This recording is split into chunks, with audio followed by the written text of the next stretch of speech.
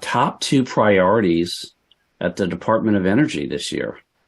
Luke, that is always such a hard question to get down. I know. I could tell you all about. We're only going to give you two. I know. I will only give you two because I go back about all the things we already talked about. So I'm going to talk about two things that are a little different. Right, number one is workforce. And you've already heard this from the other panelists in different ways. But we're really doubling down on building our workforce, just like everyone else in the federal government. We have a lot of people who are approaching retirement age. We have the national labs who are doing just absolutely key research and NNSA that is trying to secure our environment. And we've got to find that cyber talent in very remote areas. If you look at the map of where DOE sites are, most of them aren't sitting in major cities. They're not in places where you think that's where tech talent migrates to. So I got to get people to Santa Fe, New Mexico, and Idaho Falls, Idaho, and places that are a little harder. So we've created a number of efforts. One is we have an internship called the Omni Internship Alliance, where we place students across the DOE enterprise. And they're paid internships. We know the government has this habit of giving unpaid internships, and nice. That doesn't help us hire underrepresented minorities, doesn't help us hire women.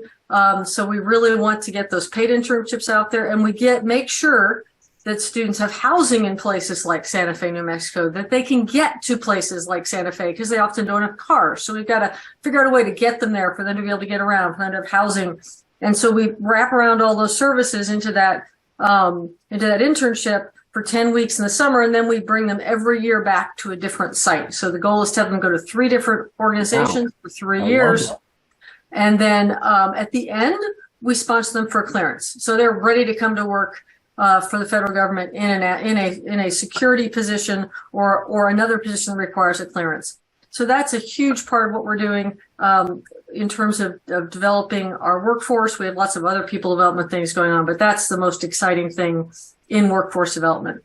I think the other thing I'm going to go back to and priorities is innovation.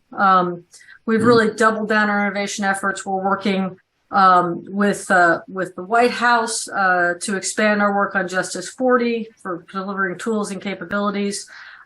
We're doing a lot of work in AI, which is getting traction not only in DOE, but our team that's doing some AI applications has actually been sharing that with a number of other departments and agencies, including some that are on this call who've asked us to share our work. And I think that that's just the power of the federal government. It is that I can build an application and I can share it with one of my colleagues. And that's true across government. We shouldn't just share with the federal government. We should be sharing across government in general. And so I'll lead in a little bit and say that is the other piece. We're really trying to work across the interagency, across international partners, to share our capabilities and to really become more successful as an enterprise, a government enterprise.